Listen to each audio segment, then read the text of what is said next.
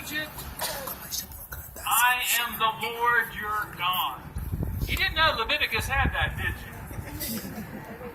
Let me share with you another scripture of why I'm here.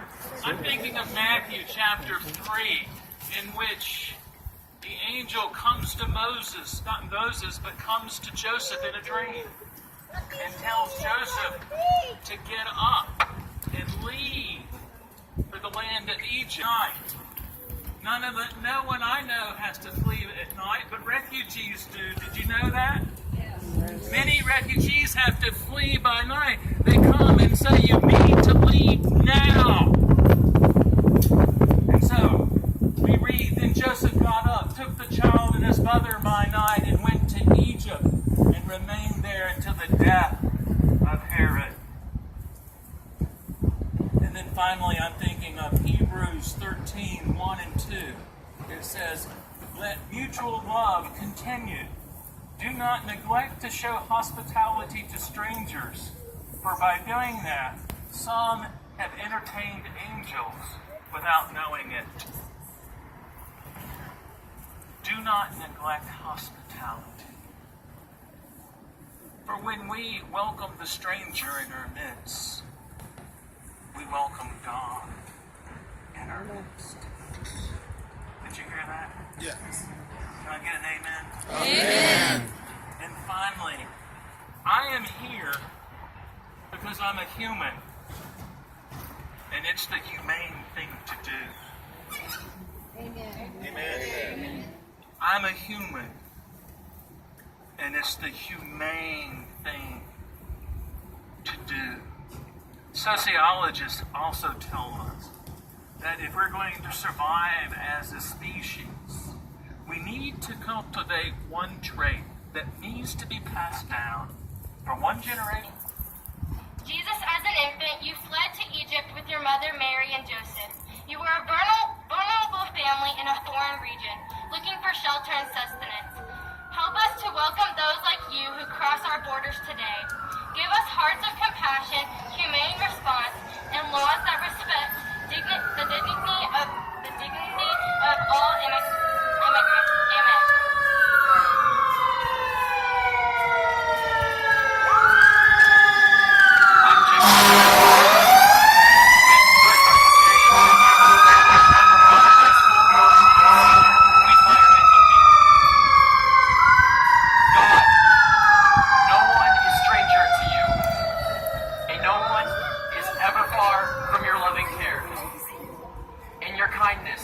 Watch over our migrants, refugees, and asylum seekers, those separated from their loved ones, those who are lost. And My name is Esther Tabika. I'm from a country in Africa called W.R.C.C. And I would like to say a prayer with you. Dear God, our journey through life is long and hard. We cannot make this trip alone. We must work together on the journey. You promised to send us a helper, your spirit. Help us to see your spirit in those you sent to journey with us. In the refugee family, seeking safety from violence, let us see your spirit. In the migrant worker, bringing food to our tables, let us see your spirit. In the asylum seeker, seeking justice for himself and his family, let us see your spirit. In the unaccompanied child, traveling in the dangerous world, let us see your spirit. Teach us to recognize that as we walk with each other, you are present. Teach us to welcome not only the strange in our midst, but the gifts they bring as well. The invitation to conversion, community, and solidarity. This is the help you have sent. We are not alone. We are together on the journey. And for this we give you thanks. Amen. Amen. And on behalf of my agency and all the individuals and families we serve, I thank First Presbyterian Church for hosting this vigil.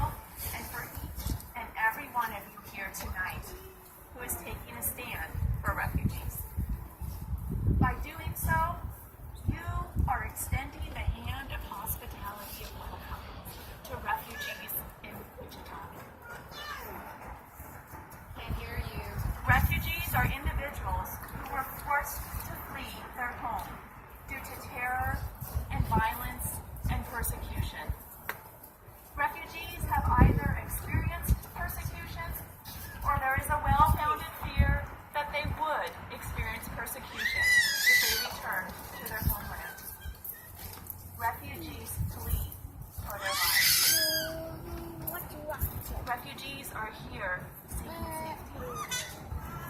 For refugees who make it safely to a refugee camp, they often wait 5, 10, 15 or more years for a resolution to their displacement.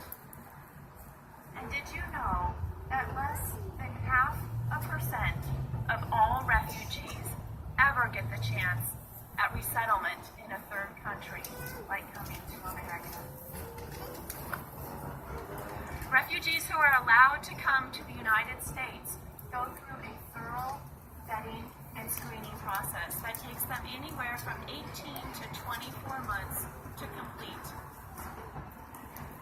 Individuals and families who are in America as refugees are filled with hope, and they represent for me some of the most resilient people I have ever met. Refugees arrive seeking safety, security, freedom, and opportunities, not just for themselves, but for their children, and eventually for their grandchildren and great-grandchildren. After years, and sometimes decades, of one's future being in complete limbo, the United States Refugee Program provides an opportunity for hope to individuals desperate for a new lease on life.